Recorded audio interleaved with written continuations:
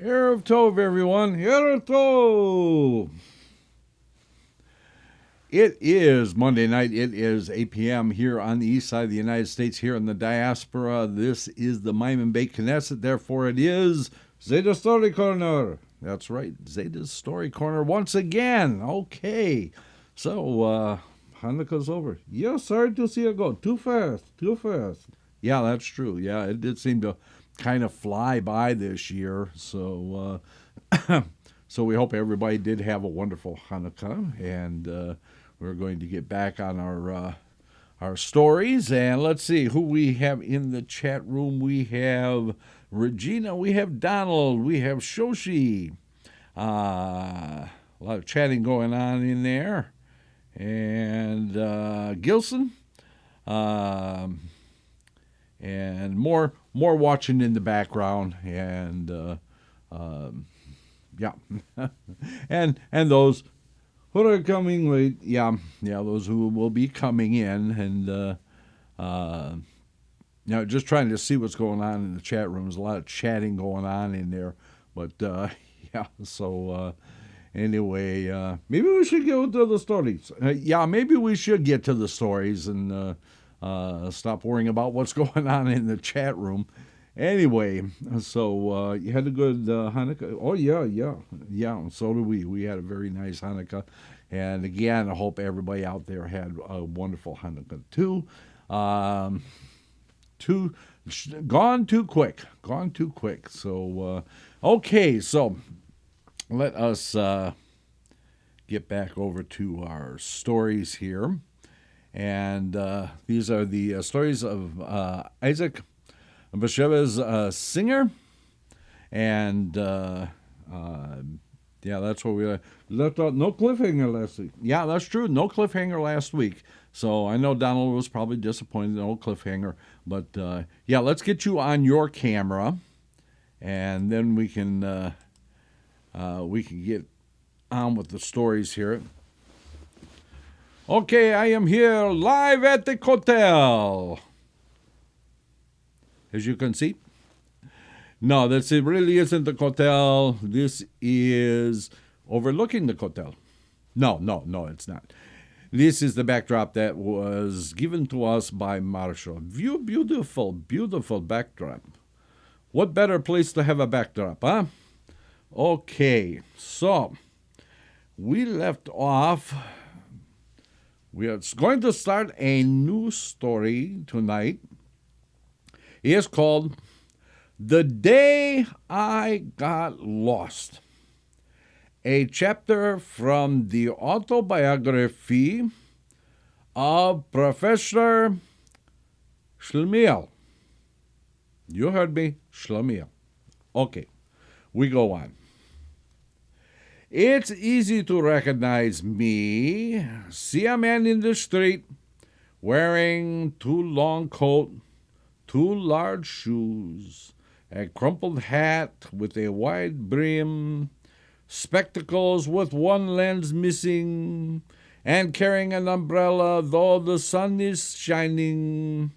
And that man will be me, Professor Shlomiel. There are other unmistakable clues to my identity.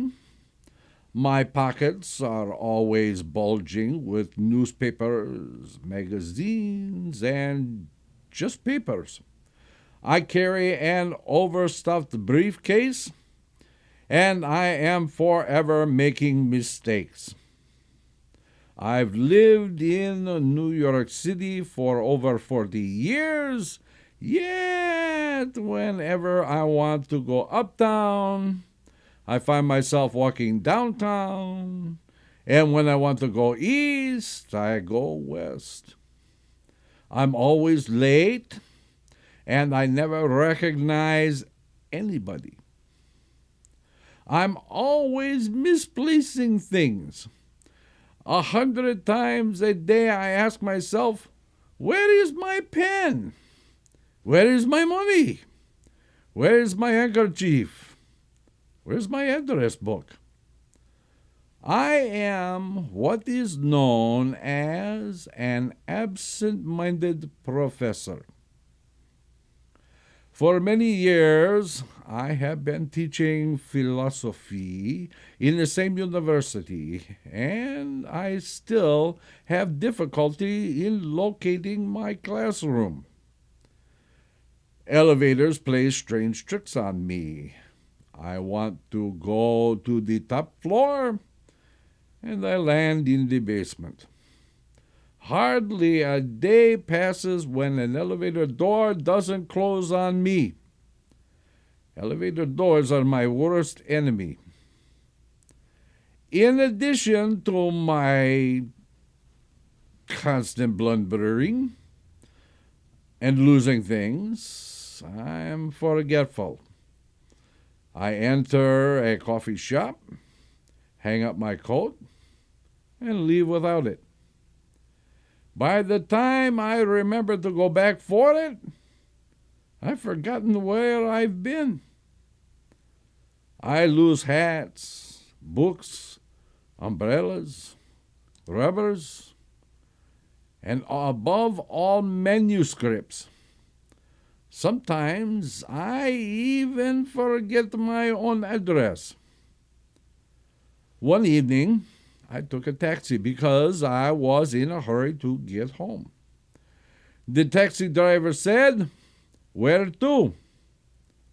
And I could not remember where I lived. "Home," I said. "Where is home?" he asked in astonishment. "I don't remember," I replied. "What is your name?" "Professor Schlemiel." "Professor," the driver said, "I'll get you to a telephone booth. Look in the telephone book and you'll find your address." He drove me to the nearest drugstore with a telephone booth in it, but he refused to wait. I was about to enter the store when I realized I had left my briefcase behind. I ran after the taxi shouting, "My briefcase! My briefcase!" But the taxi was already out of earshot. In the drugstore, I found the telephone book. But when I looked under S, I saw to my horror that though there were a number of Schlemiels listed, I was not among them. At that moment, I recalled that several months before, Mrs. Schlemiel had decided that we should have an unlisted telephone number. The reason was that my students thought nothing of calling me in the middle of the night and waking me up. It also happened quite frequently that someone wanted to call another Schlemiel and got me by mistake. That was all very well, but how was I going to get home? I usually had some letters addressed to me in my breast pocket, but just that day I had decided to clean out my pockets. It was my birthday, and my wife had invited friends in for the evening. She had baked a huge cake and decorated it with birthday candles. I could see my friends sitting in the living room, waiting to wish me a happy birthday, and here I stood in some drugstore, for the life of me, not able to remember where I lived. Then I recalled the telephone number of a friend of mine, Dr. Motherhead, and I decided to call him for help. I dialed, and a young girl's voice answered. "Is Dr. Motherhead at home?" "No," she replied. "Is his wife at home?" "They're both out," the girl said. "Perhaps you can tell me where they can be reached." I said, "I'm only the babysitter, but I think they went to a party at Professor Schlemiel's. Would you like to leave a message? She said. Who shall I say called, please? Professor Schlemiel, I said. They left for your house an hour ago, the girl said. Can you tell me where they went? I asked. I just told you, she said. They went to your house. But where do I live? You must be kidding, the girl said, and hung up. I tried to call a number of friends, those whose numbers I happened to think of, but whenever I called, I got the same reply. They've gone to a party for Professor Schlemiel. As I stood in the street wondering what to do, it began to rain. I stood there in the street wondering what to do when it began to rain, and where's my umbrella? I said to myself, and I knew the answer at once. I left it somewhere. I got under a nearby canopy. It was now raining cats and dogs. It lightninged and thundered. All day it had been sunny and warm, but now that I was lost and my umbrella was lost, it had to storm. And it looked as if it would go on for the rest of the night. To distract myself, I began to ponder the ancient philosophical problem.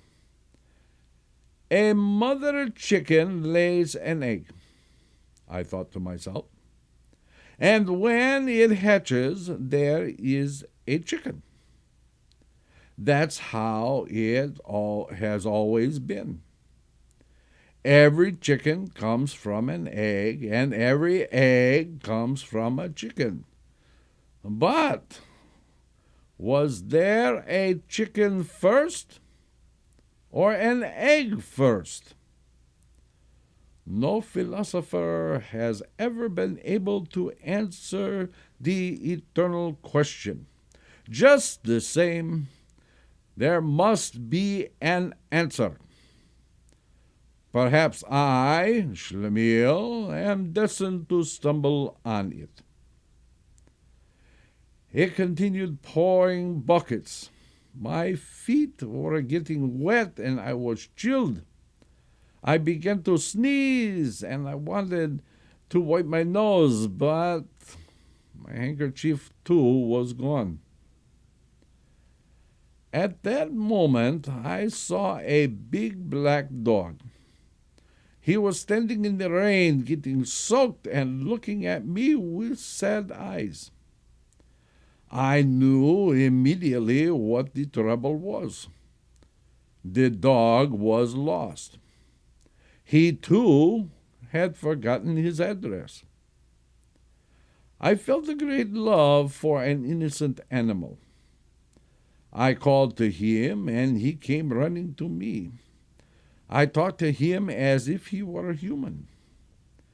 Fellow, we are in the same boat, I said. I'm a man, Schlemiel, and you're a dog, Schlemiel. Perhaps it is also your birthday, and there's a party for you. And here you stand shivering and forsaken in the rain, while your loving master is searching for you everywhere. You're probably just as hungry as I am.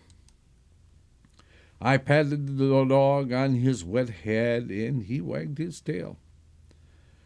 Whatever happens to me will happen to you, I said. I'll keep you with me until we both find our homes. If we don't find your master, you'll stay with me. Give me your paw, I said. The dog lifted his right paw. There was no question that he understood. A taxi drove by and spattered us both. Suddenly it stopped and I heard someone shouting, "Shlemiel! Shlemiel!" I looked up and saw the taxi door open and the head of a friend of mine appear. "Shlemiel," he called out, "what are you doing here? Who are you waiting for?" "Where are you going?" I asked. "To your house, of course. I'm sorry I'm late, but I was detained." "Anyhow, better late than never." "But why aren't you at home? And whose dog is that?" "Only God could have sent you," I exclaimed. "What a night! I've forgotten my address. I've left my briefcase in a taxi. I've lost my umbrella, and I don't know where my rubbers are." Shlemiel, my friend, said, "if there was ever an absent-minded professor, you are it." When I rang the bell of my apartment, my wife opened the door. "Shlemiel," she shrieked, "everybody is waiting for you. Where have you been? Where is your briefcase, your umbrella, your rubbers? And who is this dog?" Our friends surrounded me. "Where have you been?" they cried. "We were so worried. We thought surely something had happened to you." "Who is this dog?" my wife kept repeating. "I don't know," I said finally. "I found him in the street. Let's just call him Bow Wow for the time being." "Bow Wow indeed," my wife scoffed. "You know our cat hates dogs. And what about the parakeets? He'll scare them to death." "He's a quiet dog," I said. "He'll make friends with the cat, and I'm sure he loves parakeets. I could not leave him shivering in the rain. He's a good soul." The moment that I said this, the dog let out a blood-curdling howl. The cat ran into the room.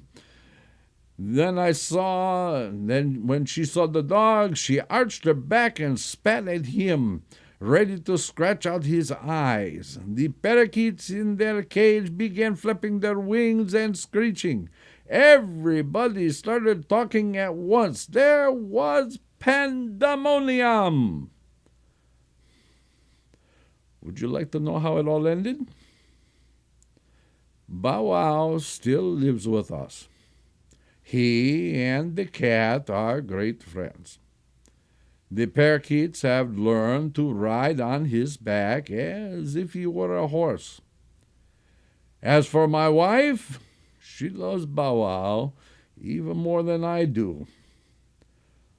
Whenever I take the dog out, she says, "Now don't forget your address, both of you." I never did find my briefcase or my umbrella or my rubbers. Like many philosophers before me, I've given up on trying to solve the riddle of which came first, the chicken or the egg. Instead, I'm starting writing a book called The Memoirs of Shlemiel. If I don't forget the manuscript in a taxi or a restaurant or on a bench in a park. You may read them someday. In the meantime, here is a simple chapter. And there you have it. Professor Shlemiel. Okay. This next story is called Menashe and Rachel. It's a cute story, too. In the poorhouse in Lublin had a special room for children, orphans, sick ones and cripples. Menashe and Rachel were brought up there. Both of them were orphans and blind. Rachel was born blind, and Menashe became blind from smallpox when he was 3 years old. Every day a tutor came to teach the children prayers, as well as a chapter of the 5 books of Moshe. The older ones also learned passages of the Talmud. Menashe was now barely 9 years old, but already he was known as a prodigy. He knew 20 chapters of the Holy Book by heart. Rachel, who was 8 years old, could recite, "I thank thee." In the morning, the Shema before going to sleep, make benedictions over food, and she also remembered a few supplications in Yiddish.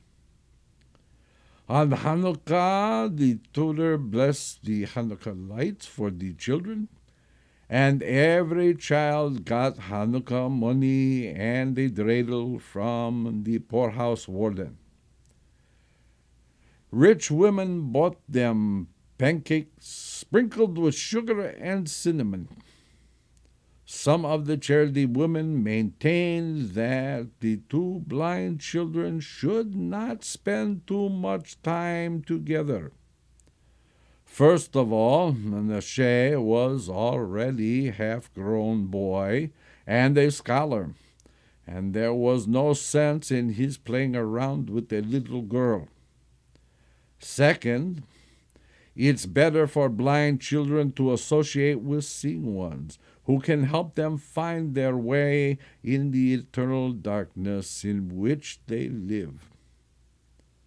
But Menashe and Rachel were so very deeply attached to one another that no one could keep them apart. Menashe was not only good at studying the Torah, but also talented with his hands. All the other children got tin dreidels for Hanukkah, but Menashe carved 2 wooden ones for Rachel and himself. When Menashe was telling stories, even the grown-ups came to listen. Not only Rachel, but all the children in the poorhouse were eager to hear his stories. Some his mother had told him when she was still alive. Others he invented. He was unusually deft. In the summer, he went with the other children to the river and did handstands and somersaults in the water. In the winter, when lots of snow fell, Menashe, together with other children, built a snowman with 2 coals for eyes. Menashe had black hair. His eyes used to be black too, but now they had whitish cataracts. Rachel was known as a beauty. She had golden hair and eyes as blue as cornflowers. Those who knew her could not believe such shining eyes could be blind. The love between Menashe and Rachel was spoken of not only in the poorhouse, but in the whole neighborhood. Both children said openly that when they grew up, they would marry. Some of the inmates of the poorhouse called them bride and groom. There were some do-gooders who believed the 2 children should be parted by force, but Rachel said that if she was taken away from Menashe, she would drown herself in a well. Menashe warned that he would bite the hand that tried to separate him from Rachel. The poorhouse warden went to ask the advice of the Lublin rabbi. And the rabbi said that the children should be left in peace. One Hanukkah evening, the children got their Hanukkah money and ate the tasty pancakes. Then they sat down and played dreidel. It was the 6th night of Hanukkah. 6 lights burned in the brass lamp in the window. Until tonight, Menashe and Rachel had played together with the other children. But tonight, Menashe said to Rachel, "Rachel, I have no desire to play." "Neither have I," Rachel answered. "But what shall we do?" "Let's sit down near the Hanukkah lamp and just be together." Menashe led Rachel to the Hanukkah lamp. They followed the sweet smell of the oil in which the wicks were burning. They sat down on a bench. For a while, both of them were silently enjoying each other's company, as well as the warmth that radiated from the little flames. Then Rachel asked Menashe, "Tell me a story." "Again? I have told you all my stories already." "Make up a new one," Rachel said. "If I tell you all my stories now, what will I do when we marry and we become husband and wife? I must save some stories for our future." "Don't worry, by then you will have many new stories." Do you know what Menashe proposed? "You tell me a story this time." "I have no story," Rachel said. "How do you know that you don't have any?" "Just say whatever comes in your mind. This is what I do. When I'm asked to tell a story, I begin to talk, not knowing what will come out, but somehow a story comes up by itself. With me, nothing will crop up. Try. You will laugh at me." "No, Rachel, I won't laugh." It grew quiet. One could hear the wind burning in the clay stove. Rachel seemed to hesitate. She wet her lips with the tip of her tongue. Then she began. "Once there was a boy and a girl." Aha! "He was called Menashe, and she Rachel." "Yes." "Everyone thought that Menashe and Rachel were blind, but they saw. I know for sure that Rachel saw." "What did she see?" Menashe asked in astonishment. "Other children see from the outside, but Rachel saw from the inside. Because of these people called her blind. It wasn't true. When people sleep, their eyes are closed, but in their dreams, they can see boys, girls, horses, trees, goats, birds. So it was with Rachel. She saw everything deep in her head, many beautiful things." "Could she see colors?" Menashe asked. "Yes, green, blue, yellow, and other colors. I don't know what to call them." Sometimes they jump around and form little figures, dolls, flowers. Once she saw an angel with 6 wings. He flew up high in the sky, opened its golden doors for him. Could she see the Hanukkah lights? Menashe asked. Not the ones from outside, but those in her head. Don't you see anything, Menashe? I too see things inside me, Menashe said after a long pause. I see my father and my mother, and also my grandparents. I never told you this, but I remember things from the time I could see. What do you remember? Rachel asked. Oh, I was sick and the room was full of sunshine. A doctor came, a tall man in a high hat. He told Mother to pull down the curtains because he thought I was sick with the measles. And it is not good when there is too much light in the room if you have measles. Why didn't you tell me this before? Rachel said. I thought you wouldn't understand. Menashe, I understand everything. Sometimes when I lie in bed at night and cannot fall asleep, I see faces and animals and children dancing in a circle. I see mountain fields, streams, gardens, and the moon shining over them. How does the moon look? And that is where we are going to pause. We are going to take our break. And when we return, we will find out what the moon looked like. So, everyone stay tuned. We'll be back in 6.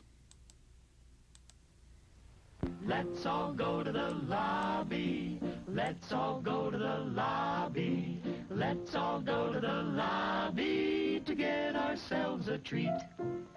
Delicious things to eat. The popcorn can't be beat. The sparkling drinks are just dandy. The chocolate bars and the candy. So let's all go to the lobby to get ourselves a treat.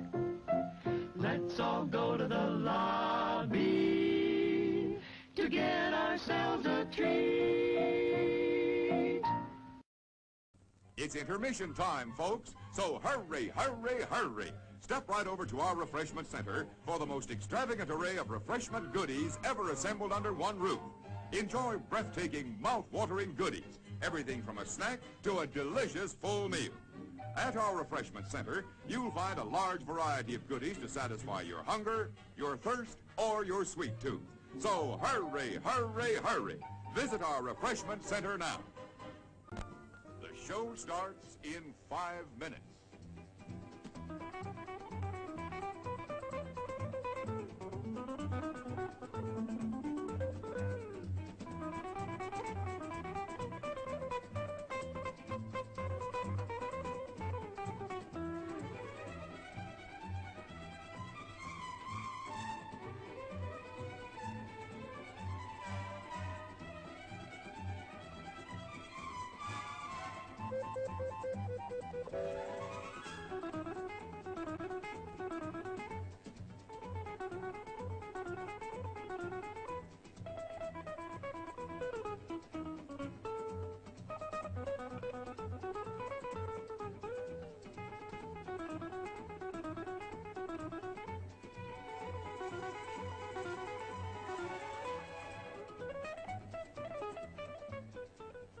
The show starts in 4 minutes.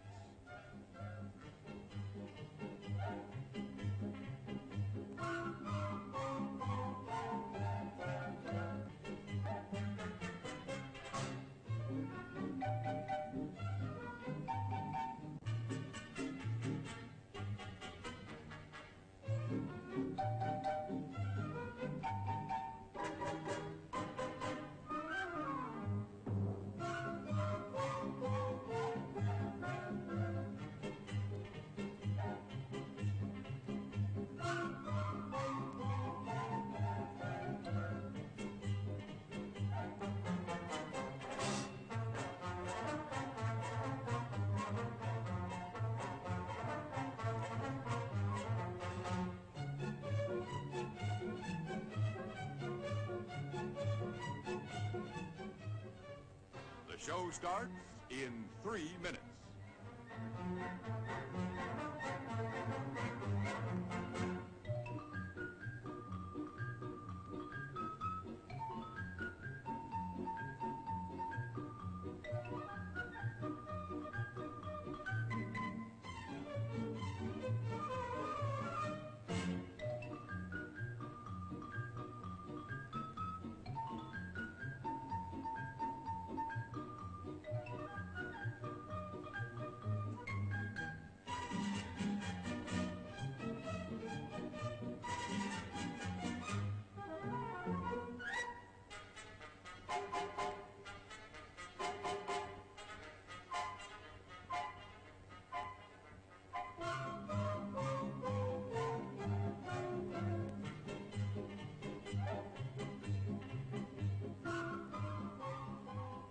The show starts in 2 minutes.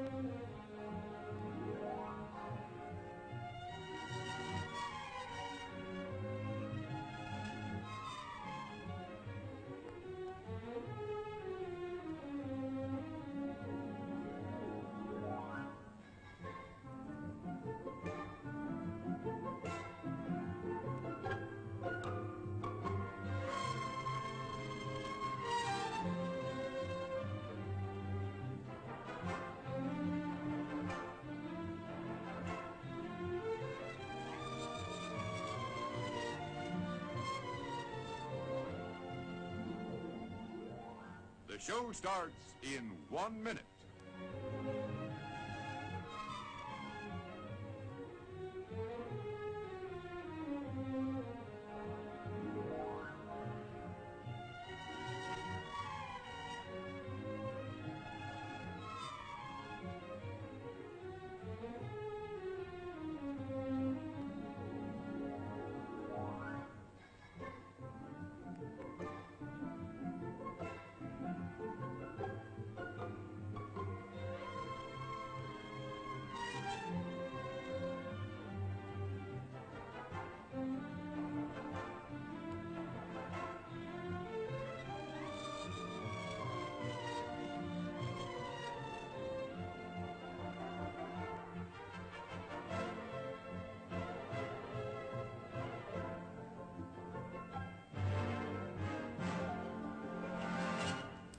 And now, on with the show. And we are back, just as we said we would be. Okay, let us continue on with our story. Remember, Menashe asked her what the moon looked like. So now she's going to answer. Okay. She said, okay, like a face with eyes and a nose and a mouth. True, I remember the moon, Menashe said. Sometimes at night, when I lie awake, I could see many, many things, and I don't know whether they are real or I'm only imagining. Once I saw a giant so tall his head reached the clouds. He had huge horns and a nose as big as the trunk of an elephant. He walked in the sea, but the water only reached his knees.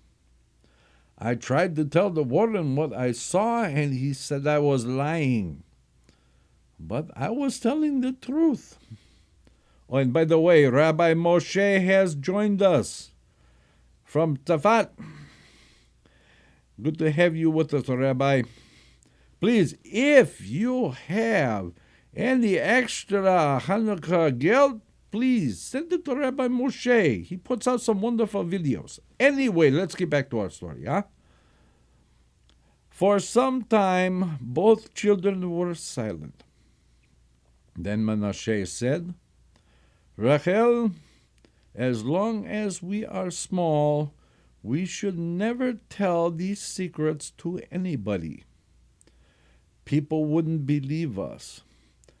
They might think we were making them up, but when we grow up, we will tell. It is written in the Bible, "For the Lord seeth not as man seeth. For man looketh on the outward appearance, but the Lord looketh on the heart."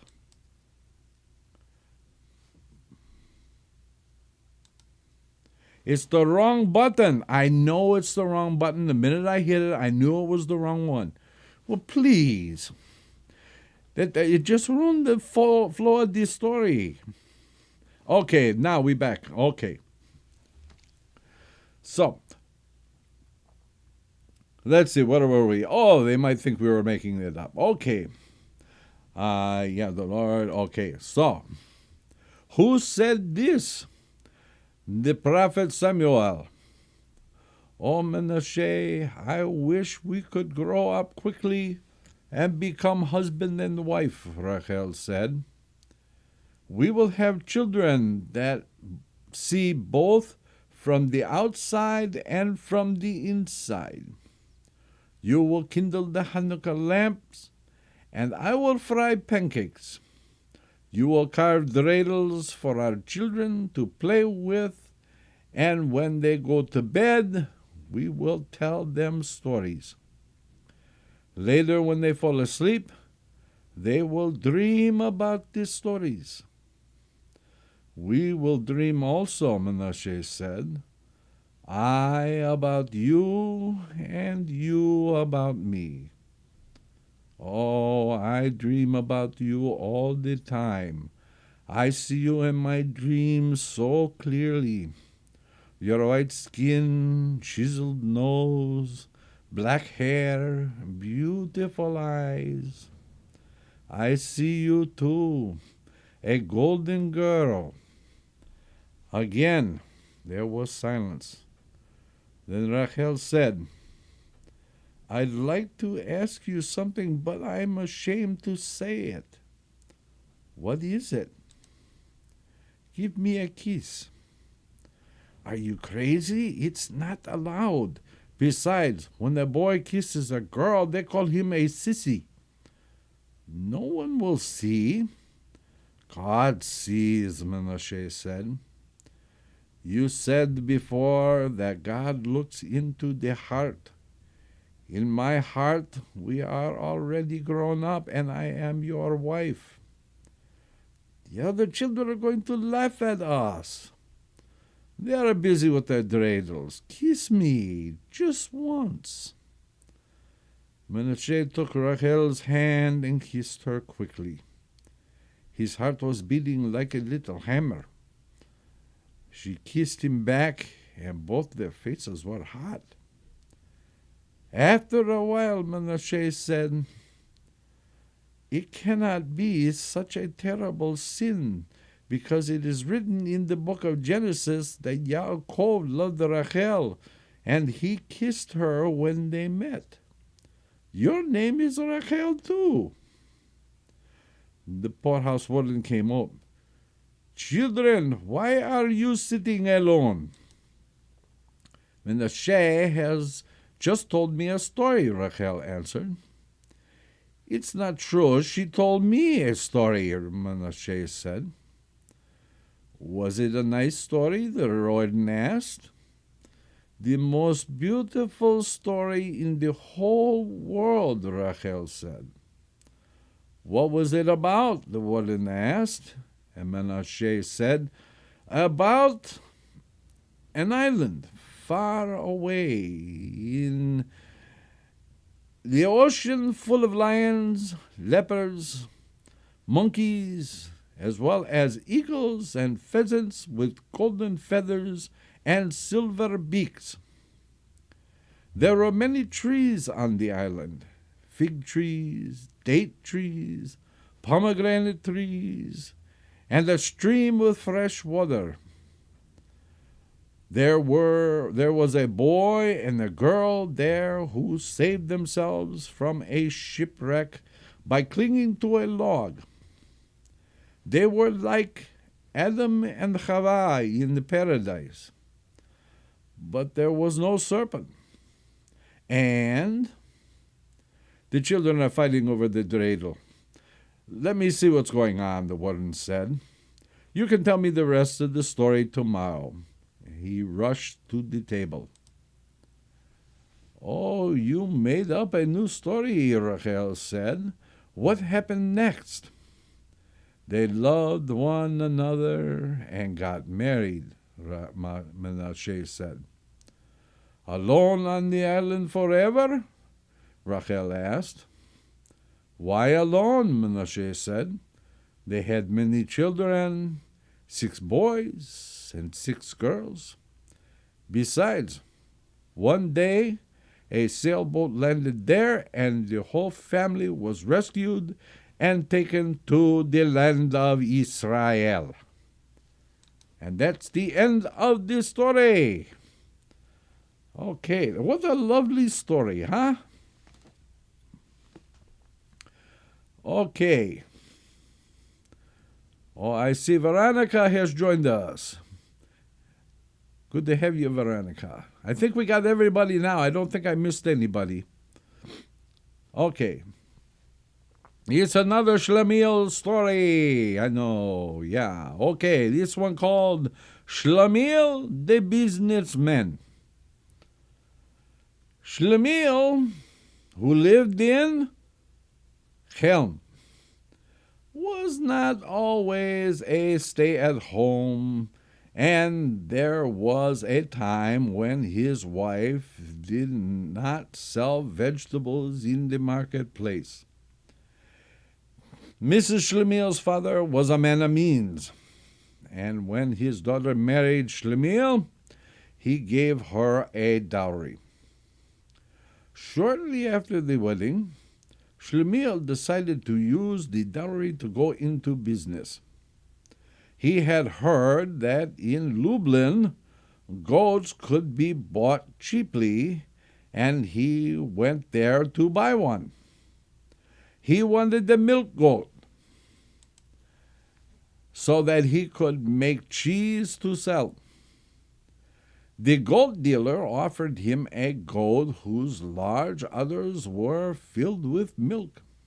Shlemiel paid him the 5 gulden. He asked for the goat, tied a string around its neck, and led it back towards Helm. I think I heard this story before. Yeah, I think we did this in the last book, the Silly World of Helm. Yeah, very similar. Yeah, very similar, but not quite the same. But yeah, we go on anyway. Okay, if you didn't see that one, then you can watch the old videos and see the Silly World of Helm stories, and you'll probably find this one in there among them. Okay, anyway, we go on. On the way home, Shlemiel stopped in the village of Piask, known for its thieves and swindlers. Although Shlemiel was not aware of this, he went into the inn to eat and left the goat tethered to a tree in the courtyard. He ordered some sweet brandy, an appetizer of chopped liver with onions, a plate of chicken soup with noodles, and, as befits a successful businessman, some tea and honey cake for dessert. This is making me hungry again. Every week with the food. I pretty soon I'm going to I'll have my tail so you can tell whether I'm walking or rolling. Okay, let's get on with the story, shall we? Anyway, so we get to the dessert. Yeah, okay. Before long, he began to feel the effects of the brandy. He boasted to the innkeeper about the wonderful animal he had picked up in Lublin. "What a bargain I got," he announced. "A young, healthy goat, and what a great milker she promises to be." The innkeeper who happened to be a typical Piask swindler, owned an old billy goat that was blind in one eye and had a long white beard and a broken horn. Only the fact that it was so emaciated saved it from the butcher. After listening to Shlemiel praise his new goat, the innkeeper went into the courtyard and replaced Shlemiel's young animal with his old one. Shlemiel was so preoccupied with his business plans that he hardly looked at the goat. When he untied it, and it didn't even notice that he was leading back to Chelm a different goat from the one he bought. Since it was Shlemiel's first business venture, the entire family was waiting impatiently to see the animal he was bringing back from the big city. They were all gathered in Shlemiel's house of Shlemiel's father-in-law, his brother-in-laws, and sisters-in-law, as well as friends and neighbors. When Shlemiel finally arrived, they ran out to the yard to greet him. Even before he opened the gate, he began to extol the virtues of his purchase, the goat's strength and its full udders. When the old billy goat followed Shlemiel through the gate, there was consternation. His father-in-law clutched at his beard, dumbfounded. His mother-in-law spread her arms in a gesture of bewilderment. The young men laughed, and the young women giggled. His father-in-law was the first one to speak up. "Is this what you call a young goat? It's a half-dead billy." At first, Shlemiel protested violently, but then, for the first time, he took a good look at the animal he had brought home. When he saw the old billy goat, he beat his head with his fist. He was convinced that the goat dealer had cheated him, although he could not figure out when he could have managed to do so. Shlemiel was so furious that after a sleepless night, he set out for Lublin to return the goat and give the dealer a piece of his mind, which was probably not that big a piece. Anyway, on the way again, he stopped in Piask at the same inn. He told the innkeeper that he had been swindled in Lublin and that he was on his way to get the right goat or his money back. If the merchant did not give him satisfaction, he intended to call the police. The innkeeper had more than once been in trouble with the authorities. He realized that an investigation might lead to him, and that was the last thing he wanted. As Shlemiel poured out his complaints against the Lublin goat dealer, the innkeeper clicked his tongue in sympathy and said, "It's well known that the merchants of Lublin are cheaters. Be watchful, or you will be swindled a second time." Soon thereafter, as Shlemiel was busy eating his lunch, the innkeeper went out into the courtyard and again exchanged the goats. When Shlemiel was ready to leave, he was so preoccupied with imagining what he would say to the dealer that he again paid little attention to the animal he was leading. Shlemiel arrived at the goat dealer and began to threaten and upbraid him. The astonished dealer pointed out that the goat Shlemiel was returning was indeed young and had milk-filled udders. Shlemiel took one look at the goat and left speechless. When at last he found his tongue, he exclaimed, "All I can say is that I must have been seeing things." He apologized profusely, took the goat, and again started back to Chelm. And that, my friends, is where we are going to pause for this evening. We shall find out next week what happens to the goat and Shlemiel of Chelm. So, don't forget, tomorrow night is the Rabbis Discuss, where they're going to discuss the left tefillin. And then the Wednesday night, the Torah study in depth with Rabbi A. And then the Shabbat services. And, of course, right back here Monday for yours truly. And we finish up and find out what happened to the goat. Okay, until then, my friends, we shall simply say, Laila Tov.